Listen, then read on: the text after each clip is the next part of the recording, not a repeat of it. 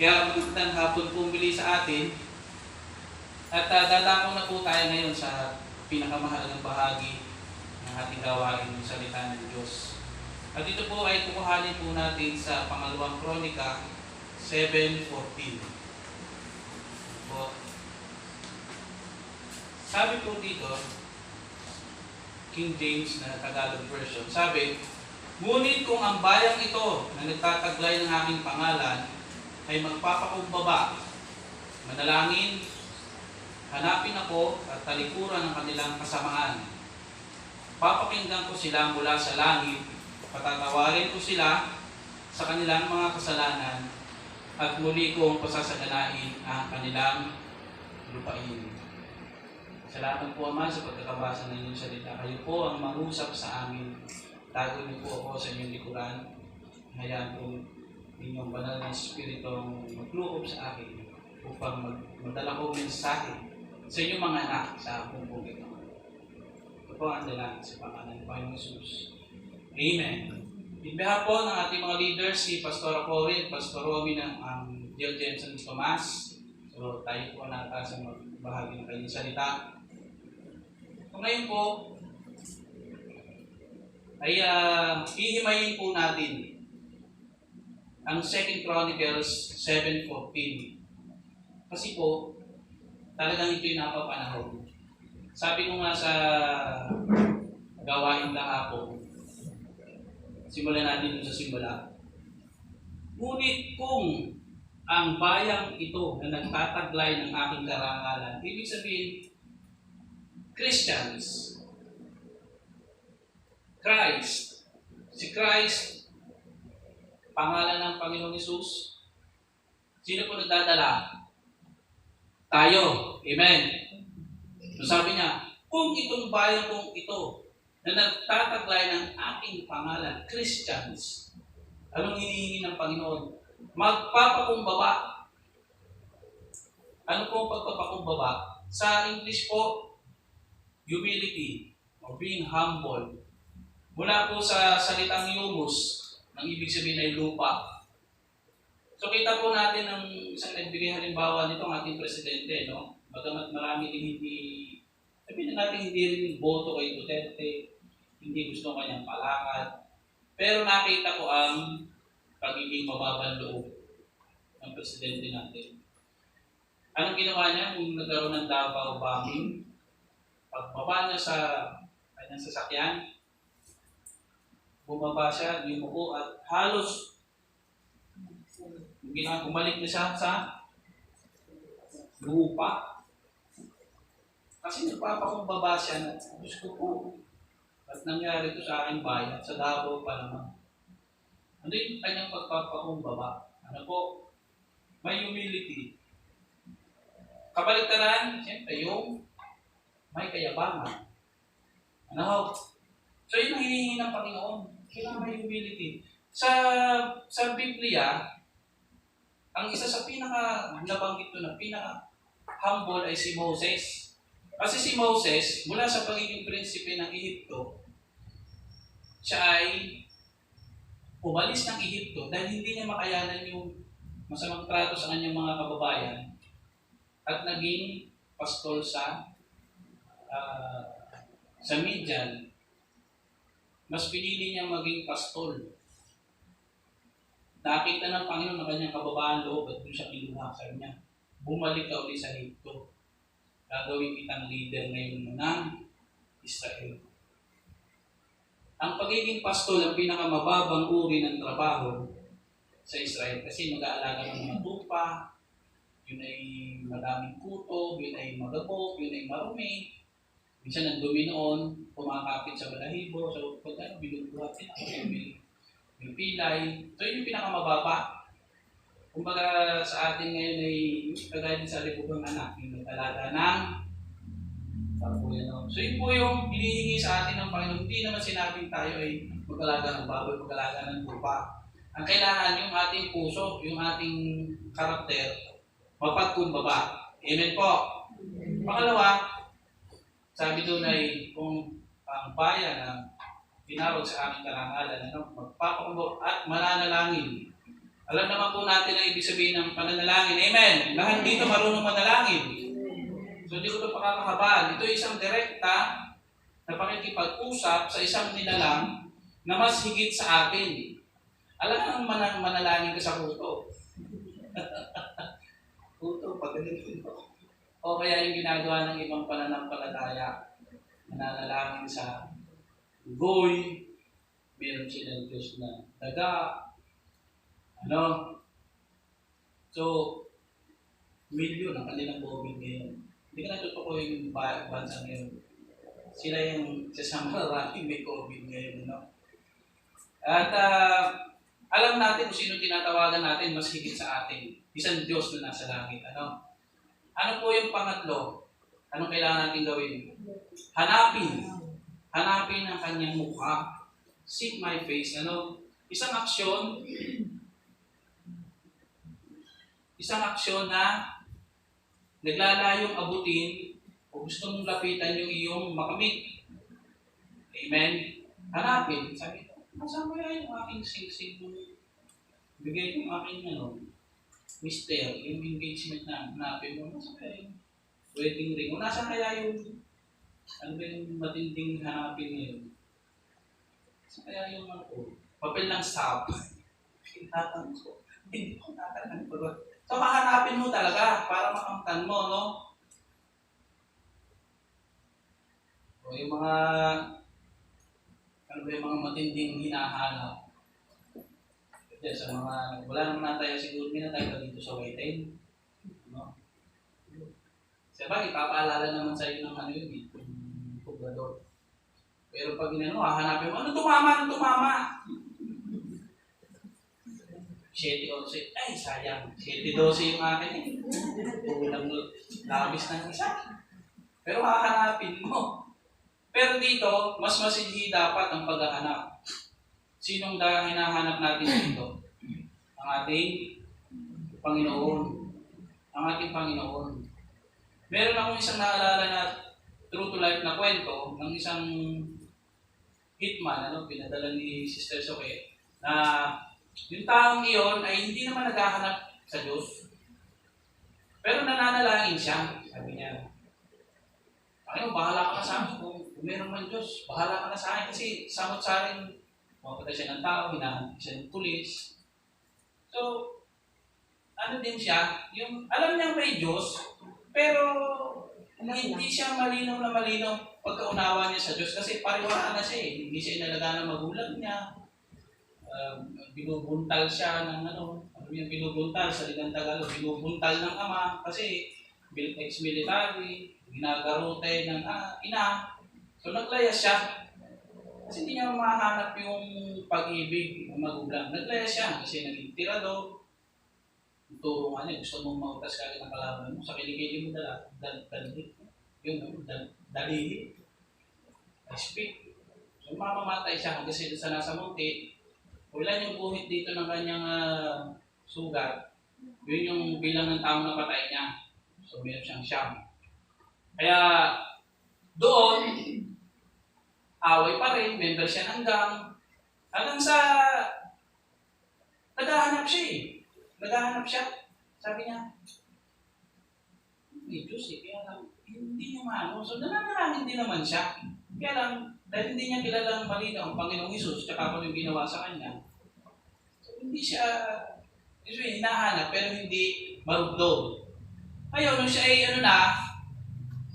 meron na siyang inatasan siya na may titirahin siya doon sa isang kabilang grupo, ay nagsisimba. Nagsisimba doon sa church sa loob ng mundi. Dala niya yung ice pick.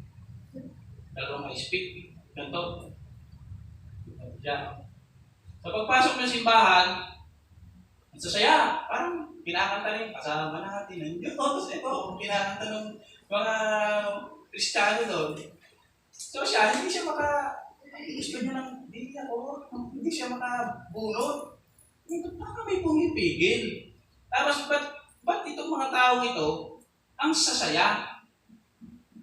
Ang sasaya nila, So doon nila, sa inyo mga to, parang gusto ko yun. Gusto ko yung masaya. Kasi buong buhay niya, wala siyang naranasan kundi karahasan, kawalan ng pag-ibig, kawalan ng direksyon.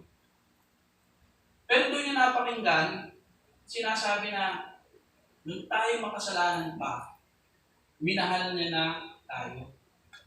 Minahal na tayo ng Panginoong Jesus. Doon niya naunawaan, may nagmamahal pala sa akin. So, ang hinahanap niya sana ay yung papatayin niya, pero nasumpungan niya, nahanap niya, dahil simbahan yung pinuntahan niya eh. Nasumpungan niya si Jesus. At siya ay, to cut the story short, na born again siya ay naging katulad ng missionary, at siya nag-preach na din siya. Gusto niya, sabi niya, sa bawat hiwa, isang kaluluwa na yung kaluluwang napatay niya, siya mo yun eh. Gusto niya 1,000 kapalit. So nagpapatotoo siya na talagang sabi niya, salita ng Diyos, Panginoong Isus, yun ang kailangan mo sa buhay mo, wala nang iba. So nahanap niya. Amen! Palakpakan natin ang Lord God, si Herman Cruz ba? Yun, Hitman ng Munti. Nahanap niya, no? Itong panghuli, talikuran, baguhin ang direksyon o kaya ay kondisyon o pag-ugali. So tatalikuran mo. So siya, tinalikuran niya. Hindi na siya pumapatay. Bagamat merong pumipigil naman sa kanyang sumimba. Pero dahil gusto niya dire-diretso yung kanyang pagbabago, kahit siya ay nasasaksak sa mga tagiliran, tuloy-tuloy siya sa pagsimba.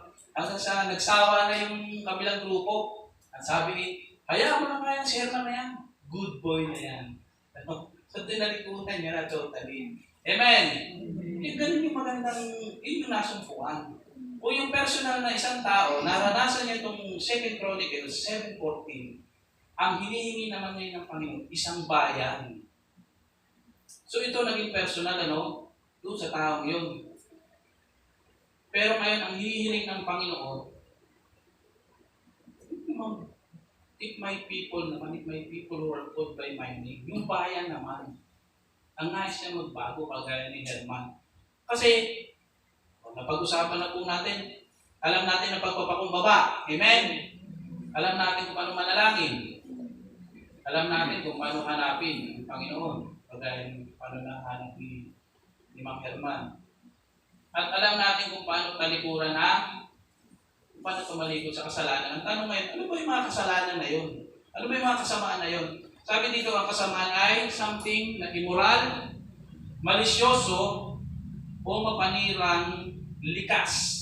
Likas na pag-uugali. Ano ibig sabihin pag sinabing likas na pag-uugali? Siya ay nature. Parang hindi mo na kayang alisin sa iyong sarili. Parang ang hirap-hirap na kasi likas na eh. Para makalikasan, hindi mo kayang kontrol, hindi mo kayang baguhin ng kalikasan. Likas na pag-uugali. So ang kasamaan, ay nagsisimula, siyempre sa puso ng tao, at nagiging ugali niya na. Amen po. At yun ang gustong baguhin at ang gusto ng Panginoon na talikuran natin. Ito, natukoy ko lang itong 7 ito. Dahil ito ay mga pag-uugali. So nag-iisip ako, ano ba yung mga likas na pag-uugali? Nasumpungan ko ng 7 deadly sins na galing dito sa ibang, hindi naman ito sinabi sa Biblia na 7 deadly sins. Pero ito po ay kalimitang ginagamit. At ito nga po ay naging isang pelikula na. So ano po yung number 1? Pagmamataas. Kung ang bayan na tinawag sa aking pangalan ay magpapakumbaba, mananalangin, hanapin namin mukha at talikuran ang kanilang pagmamataas. Isa ito yung number 1, pagmamataas. Ang daming opisyalis ng gobyerno, huling-huli na. Ayaw pang bumaba. Alam niyo yung mga kitang-kita na yung kabulukan, kitang-kita na yung mga kapalpakan, dedepensahan pa. Latest, kasagsagan ng bagyo, wala sa kanyang bayan. Nag-unwind, nag-aalis daw ng stress. Ay, dapat hindi ka na official ng gobyerno. Dapat ikaw ay on call, o freelancer. Kung kailan mo gusto magtrabaho, latest lang po yun. Mahuli, nagkakaraoke. At ang kinanong ay, Pare ko, mag-erase ang edge. Pare ko. Kasagsagan ng bagyo. Ay, nako. Huling-huli na. Ano ba yun? Sabihin na, pasensya na po kayo. Talagang pagbanat. Sino ba nag-video niya? Bigla ganun eh. No? Hindi, pero isa pong anong kabaliktaran ng pagmamataas? Pagbaba? Kumbaba. Kumbaba tayo. Ano masabi doon? Anong verse yung ginamit natin? Isaiah 14:12-17. Ang tinutukoy dito yung promotor ng pagiging mapagmataas. Ang promotor po niya wala iba kundi si Satan, si Satanas. Kasi po, isulat nyo na lang yung mga verses na yan, mahaba po yan. Ezekiel 28, verse 12-17, Isaiah 14, 12-17. Dahil, dito po yung buod, sabi niya, ninais niyang mahigitan ang kaluwalhatian ng Diyos. Sa ating buhay, kapag nais natin ang ating kahusayan o kayamanan ng mabantog, bagaman ito'y galing sa ating Diyos, yamang ito'y galing sa ating Diyos, dapat ibigay sa kanyang papuri. Hindi natin ginawa na ang Diyos ang ating ikikwento sa anumang achievement. Sa anumang achievement, meron nagpapasalamat sa Diyos. Meron mga basketball player pag nakakashoot na gano'n. Meron kapag nanalo sa boxing. Sino yun? Manny Pacquiao, luhod pa dun sa sulok. Nagpapasalamat sa Lord. Yun ina-acknowledge na sa Panginoon. Pero karamihan sa ngayon, wala nang gano'n.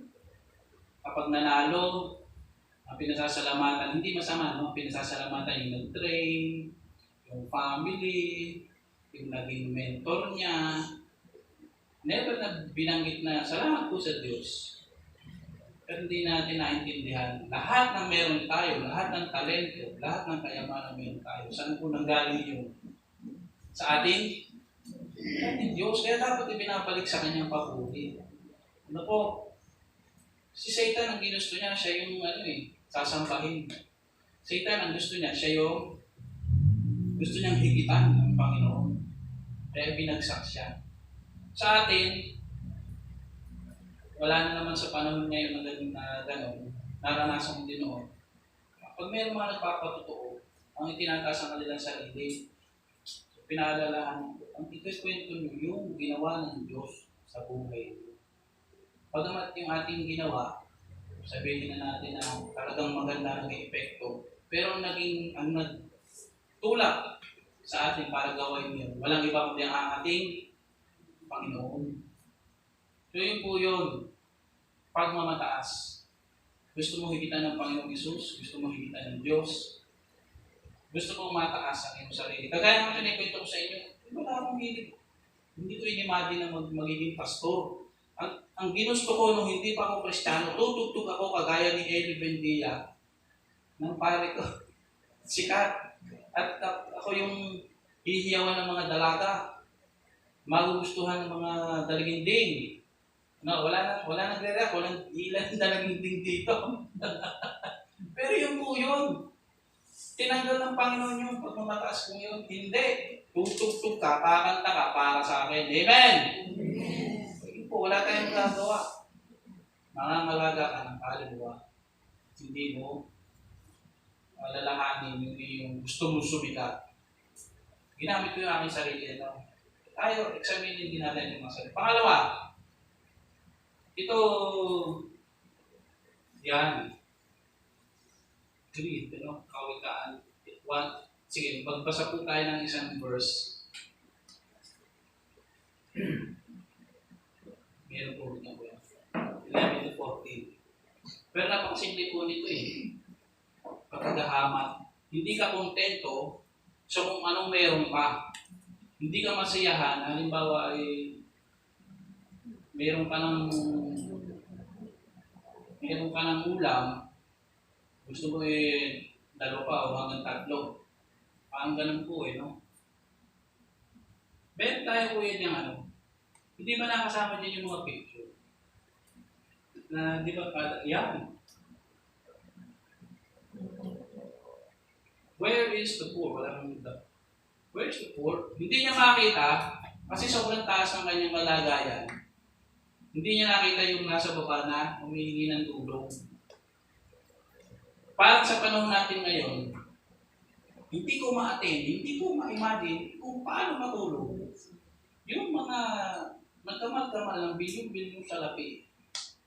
At ngayon ay sunod-sunod ang mga dagok na naranasan ng sambayan ng Pilipino. Nasa? Anong klase itong mga taong ito? Nag-resign.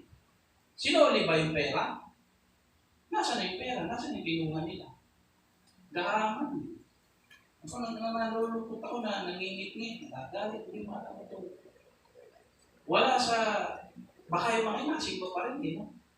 Baka naglalagay dun sa bursi ko. Sabi natin, makakita na yung nagbigay na 1,000. Pero totoo, bilyon na nasa bangko. Yung sinasabi ng Panginoong Hesus yung mga Pariseo naglagay ng mga gold coins, naglagay ng mga silver coins. Pero yung mahirap na manandang babae, 2 tanso na bibinga. Sabi ni Jesus, yung matandang babae aking inalulutang.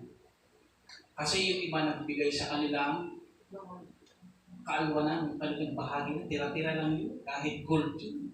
Pero ito matandang babae, kahit dadalawang kusing, pero yung kanyang lahat-lahat, ibibili na lang sana ng tinapay o sorry kabubuhan. Ibibigay lahat. So yun po yun, greed. Kung ang bayan na tinawag sa aming pangalan ay magpapakumbaba, at manalangin, hanapin ang aking mukha, kalikuran ng pagkagahaman. Ano yung isang picture po yan nung kung wala sanang greed. Nasa yung niya. Hindi magandang pagkaka-edit ko ba? Nandiyan yung kasunod no, wala na kasunod yan. Inalis ko Meron ako isang picture na nandiyan mamaya kung bandang huli. Yung pagkakahaman nila, yung mga nasa quarry, yung mga may-ari ng mga mining corporation. Pinatigil ni Gina Lopez. No? Kasi kita ni Gina Lopez, nag-aerial inspection nung buhay pa si Gina Lopez. Patigil niya kasi nagmimina. Yung mga kakampi sa gobyerno na nakakakuha ng kickback sa mga minero niyo. Siyempre, binulungan ng mga kongresyo, yung papayagang maging DANR yan. Chugi, si Gina Lopez, hanggang sa namatay na. Namamangha po sa babae, may cancer pala siya. Pero pinaglalaban niya ang kaligtasan. Siguro kung buhay lamang ngayon, si Gina Lopez, sasabihin niya dito sa mga may-ari niya, kadahamanan niyo. Sinira niyong bayan ko. Ano po natin? Ano yung pangatlo? Yan. Ephesians 4:26-31, James 1:19-20, Matthew 5:20. Isulat po natin sa mga meno, tsaka po natin pagdilid sa ating mga tahanan. Pero sa lamang nais kong bigyan ng diin dyan. Kapag ikaw ay galit, anong sabi? Huwag mong hayaang lumubugan ng araw. Huwag mong hayaang lumubugan ka ng araw yung galit mo. Kasi tatanim yun At meron ditong verse dyan na sa Matthew 5:20 at sabi din yung Panginoong Hesus. Kapag ang iyong kapatid ay tinawag mong yung salitang ULOL. Sakit na salita pala yun, ULOL. Ito ay parang pumatay na. Sobrang galit mo, no? Yung galit pala, pag talagang matindi sa puso, sabi ng Panginoong Hesus, parang pumatay ka na rin ng tao. Okay, po yung isang pinagmumulan din ngayon ng mga matitinding mga sigalot. Away sa traffic, nagkasagian ng konti, nagkasabitan, nagbarilan na. Yung isang iniiyak ng isang tatay sa Cavite, yung kanyang anak ay nadayo sa Cavite dahil sa trabaho. Backride yung kaibigan, nasabitan nila isang magandang kotse. So, nagpatawaran, humingi na sorry yung dalawa. Hindi nila bumaba ng sasakyan yung lalaki, patay si Tutoy. Dahil lang sa away sa trapiko. Hindi natutong kontrolin yung galit.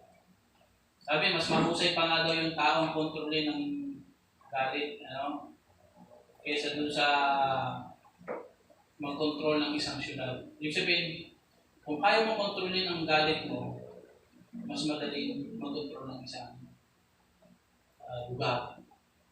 Ano pang example ng mga matitinding galit? Mag-asawa. Minsan nakakapagbitaw ng salita na hindi mo naman talaga,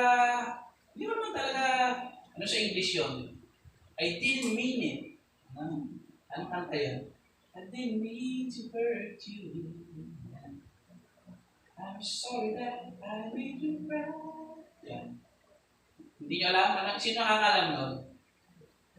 Jealous guy. Kasi jealous yung lalaki, by John Lennon. Jealous siya. Nasaktan niya yung kanyang o asawa. Nasaktan niya. So, sorry naman siya. Pero yung galit, kapag nagsalita ka ng, ihiwalayan na kita! Iyaw mo sa'yo!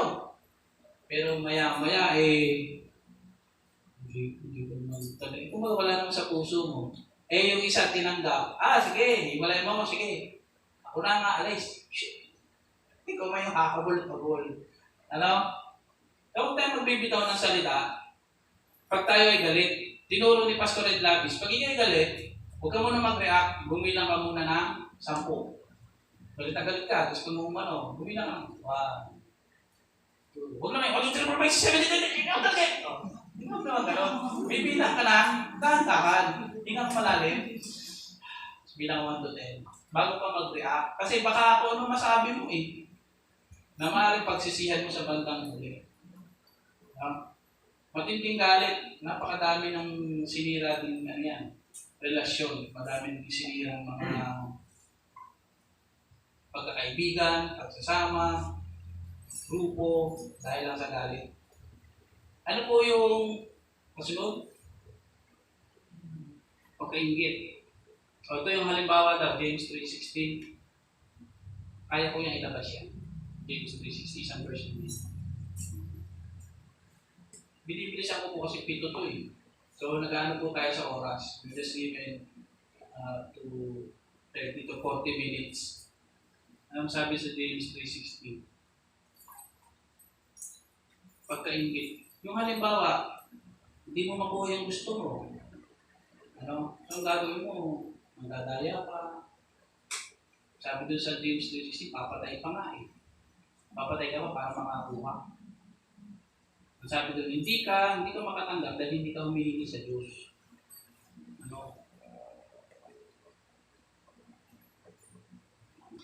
Siguro.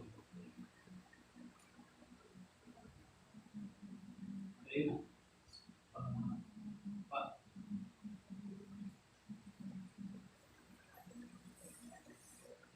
Yan, sapagkat saan man naghahari ang inggit at makasariling hangarin, maghahari din doon ang kaguluhan at lahat ng uri ng masamang gawa. Kung saan may inggit, doon din daw may kaguluhan. Kasi nakabili ka na ng stove. Nakita mo yung isa, electric stove. Maganda to Teka, uumot na naman sa yung gusto ko, kanin ng ganito. Mayroon pa naman yung sinagaan naman ito Hindi maganda yun Latest model. Ganun ba? Yun yung meron ka na, nakita mo sa ibang tao, hindi pa naman sila yung gamit mo, gusto mo lang magkaroon ulit. Nainggit, Karamihan sa ganito, ang karamihan naman sa ganito, yung meron na mayayaman na Kasi tayong, sabihin natin, hindi naman tayo kagaya nila, kung meron tayo, kontento tayo Pero yung mayayaman meron ng gantong kotse. Lumabas yung bagong Wigo. Nakita mo ba yung ganda ng Wigo ngayon, automatic yung side mirror niya. Makita mo, maganda to Tapos meron siyang camera sa likod. Take itong Wigo to Diba? Kung nalabas ng Wigo, wala nun. Hindi naman sinasabing, wala naman tayong Wigo Get tayo, So, yung pagkainggit, Isa yan sa mga matitinding kinamumuhian din ng Panginoon. Ang gusto ng Diyos, sabi ni Pablo, I have learned to be content. Kung meron man o sagana, kung may sakit man o wala, I have learned to be content. Sabi nga, I can do all things through Christ who strengthens me. Kung ano man meron siya, kontento siya. Hindi siya naiinggit. Ano yung panlima? Ayan. Kita nyo, yung example ng naiinggit. Meron naman siyang apple. Kaya lang isang sarap. Hindi natin alam kung Snickers yun o Milky Way. Ano yung mas masarap dyan? Apple. Yung totoo, Grace, ano masarap? Masarap yung chocolate. Pero ano yung mas masustansya? Apple. Yung apple. Pero yun yung mukha ng bata. Kaya hinggit na to. Okay, dumago po tayo sa huling na tatlo. Yan, ito, lagi ko itong pinukot, tinatamaan ng ito. Kasi lalaki po tayo eh. Lalaki ako eh.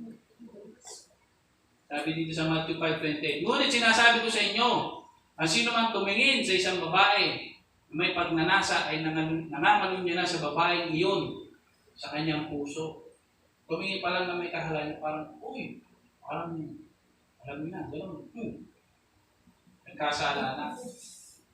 Pero balik na rin natin, natatawa si Ate Jo. Balik na rin naman natin. Pwede rin naman ng babae Ito ba yung kung nakakita ng abs? Makakatwa? Depende. Kung hindi mo na yun. Abstract. Pero bakit sa TV nakikita ko, pag may mga lalaking macho na gano'n, yung mga babae, ito ba yun? Pero hindi lang po kasi doon umaano yung lust. Sabi sa Romans dito, ayan Romans 1:26-27. Sabi, dahil sa katigasan ng kanilang ulo, hinayaan na ng Panginoon ang kanilang mga masamang kahalayan. Ang mga babae, pumapatol na sa kapwa babae. Ang mga lalaki, iniwan na ang normal na pakikisama sa mga babae at sa lalaki na rin na ipagtalik. Yan po yung lalim ng lust. Yun yung malala yung Romans, yung Matthew 5:28, malala yun kasi adultery ka na eh. Pero ito parang malala din ito. Same sex. At ang nakakalungkot, kung ang bayan na tinawag sa aking pangalan, Christian, magpapakumbaba. Ang sabi, magpapakumbaba. Minimemorize ko yun, kailangan natin ito. Magpapakumbaba. Anong masunod ko? Mananalangin, hanapin ang ating mukha, talikuran, ang kahalayan, ang problema, yung mismong leader ang nagsabi, okay na yan. Naku, di ba? Nakakalumos. Sinabi tayo ang tinawag na Christian nation, the only Christian nation in Asia. Pero kung papayagan yung same-sex marriage na yan, baka hindi lang Ulysses, Sioni, kung ano pang mga bagyo ang sumunod. Tingnan natin nangyari sa Sodom at Gomorrah. Gustong-gusto ng mga lalaki, yung mga anghel, kasi yung mga anghel, mga pogi. Sabi ni Lot, huwag naman po, mga bisita ko po yun. Hindi, gusto namin makipagtalik sa mga lalaki, mga gwapo. So, anong ginawa ng Diyos? Tinupok ang Sodom at Gomorrah. Sa ibang bansa, normal na.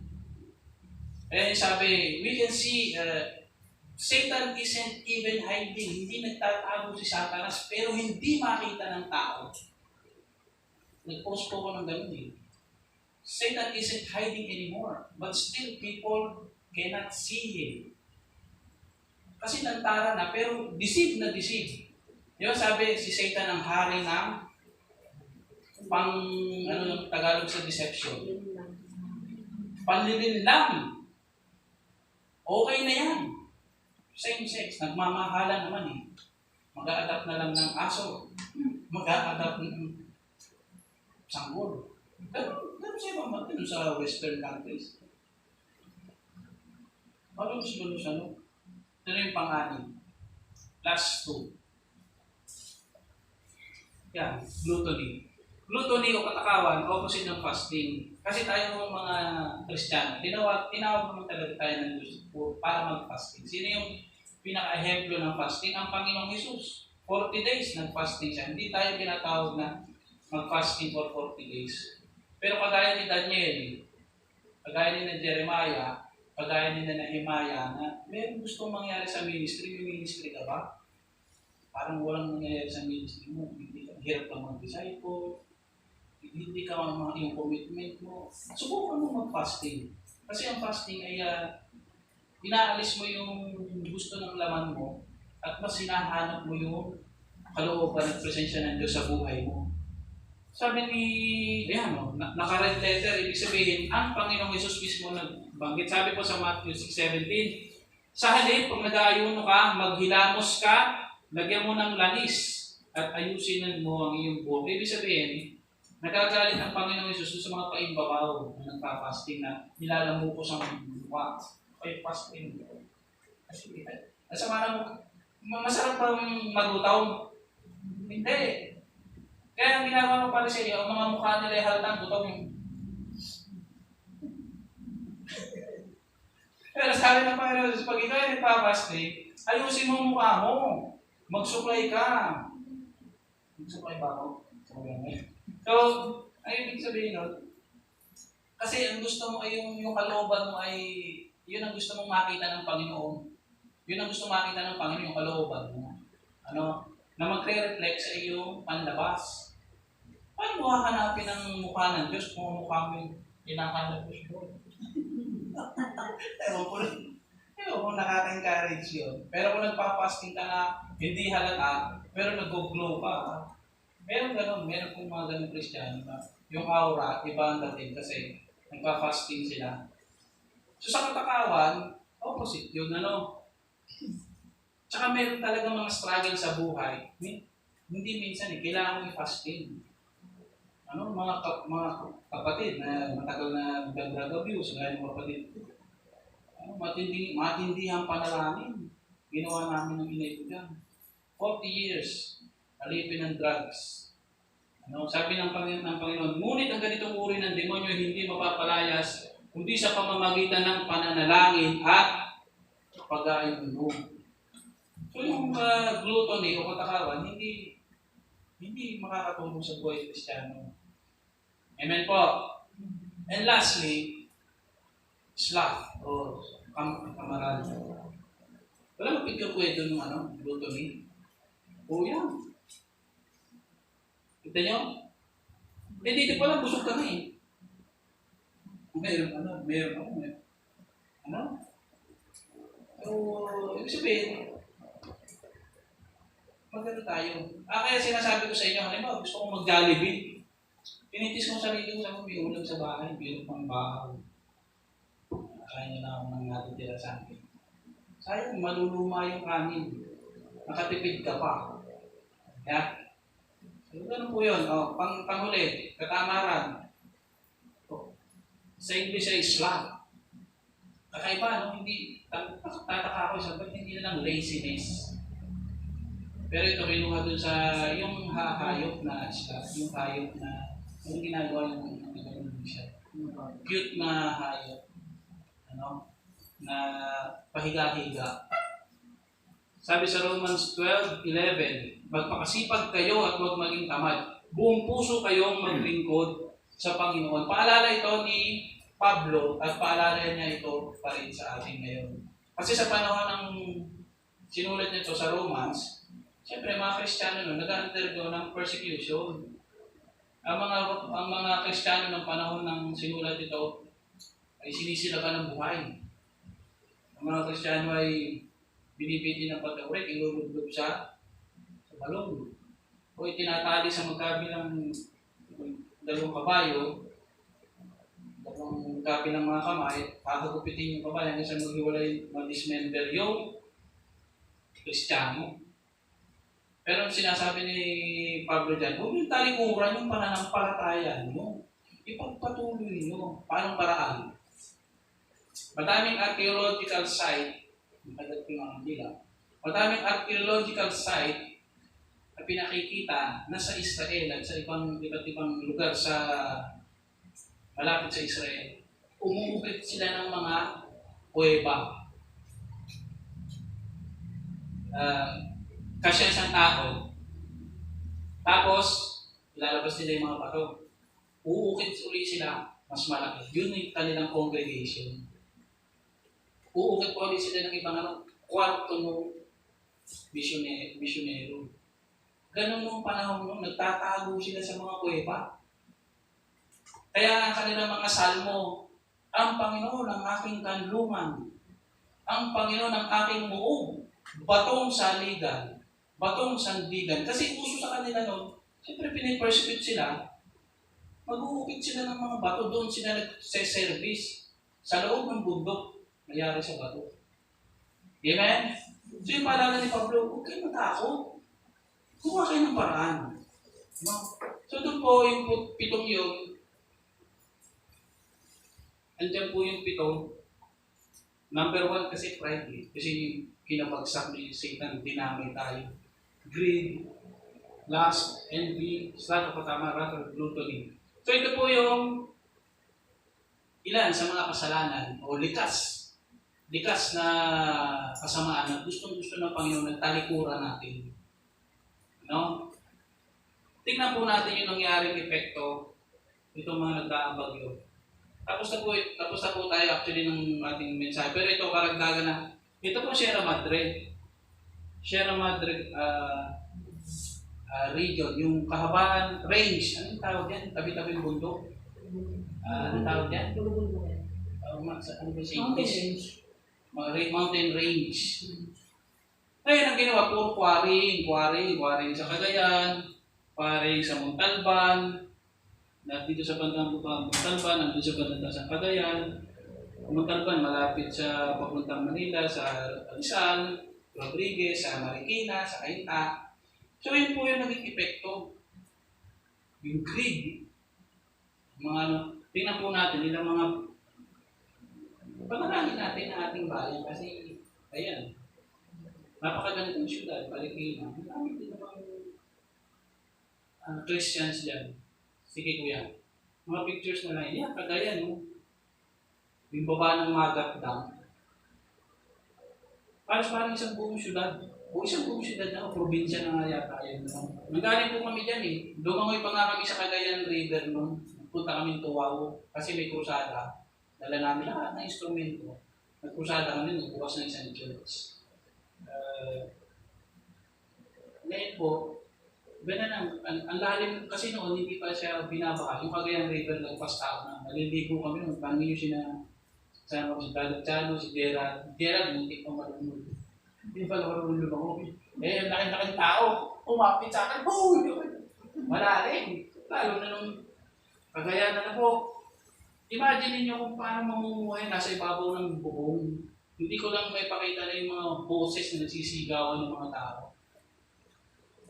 Sabi naman sa balita, sabi naman ng management, nagsabi na naman po kami na magsilikas na sila at magpapakawala po kami.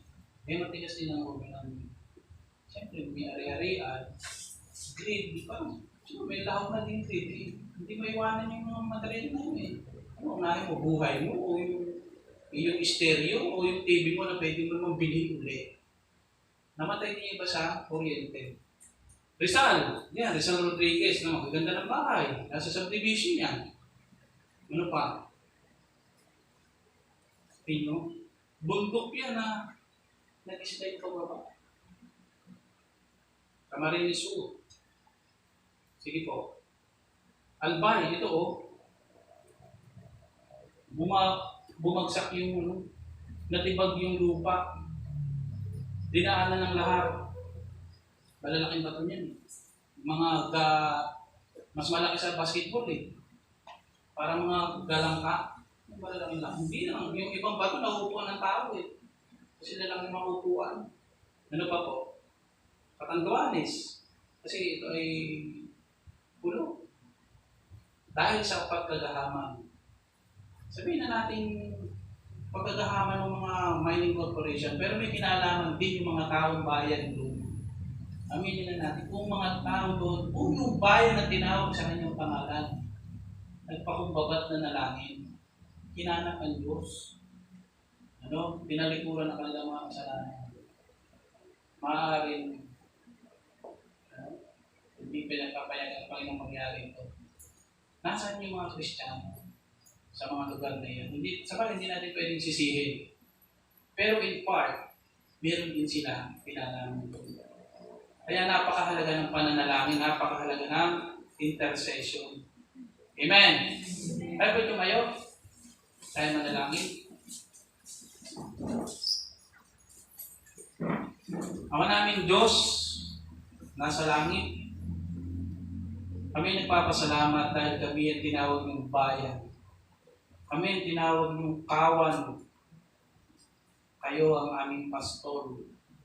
Pero Panginoon, sa pagkakataong ito, ang bansang Pilipinas talaga nagkulang po sa inyo. At kasali po kami doon, Panginoon.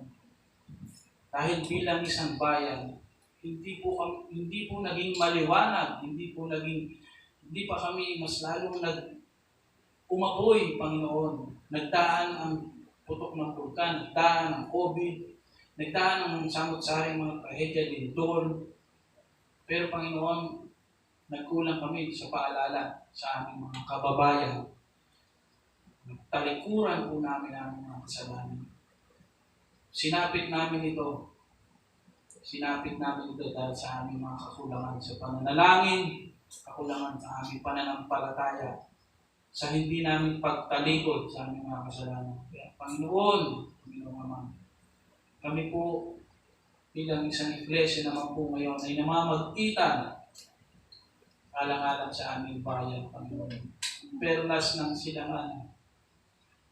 Tinawag na bansa, isa sa mayaman sa Asia. Tinawag na only Christian nation in Asia. Pero bakit ganito ang nangyari? Bakit po ganito? Dahil nagkulang po kami sa pananalangin. Hindi po namin tinalikuran ang aming salamat. Panginoon, kahabagan niyo na po ang inyong bayan, Panginoon. Kami na yung mga anak, kami dapat ang liwanag. Kami na yung mga anak, kami dapat ang asin. Pero nung ginawa namin, nananahimik na lamang kami. Nadala kami ng aming mga takot, hindi po kami nagkwento ng Ebanghelyo. Patawad po, mga patawad. Kaya patuloy, tinataas po namin sa inyo ang aming bansang Pilipinas. Ang bayan ng Kanawa, probinsya ng Batangas, maging ang mundo, Panginoon, tinataas po namin sa inyo. Hindi pa rin po natatapos ang COVID. Hindi pa rin natatapos ang mga samot-saring mga trahedya sa iba't ibang panig ng mundo. Panginoong Ama, revive your children. Revive your church, Father. Lahat ng Kristiyano nasa mundo ay mananalangin lamang. Alam po namin may gagawin kang kamangha-mangha, Panginoon. Pagagalingin mo ang aming bayan. Salamat po, Ama. At patuloy sa mga inyong mga nanarito. Salamat sa kanilang mga buhay. Alam po nila na nararapat namin gawin. Ang patuloy, manalangin at mamagkita at maging liwanag para sa mga naliligaw pa rin na landas. Wala pong kaligtasan. Salamat po, Ama. Ito ang dalangin sa pangalan ng Panginoon Jesus. Amen. Amen. Ating po itong awitin bilang pagtatapos, hindi po natin victory song. Pagkos itong awitin na ito ay anong gawin ang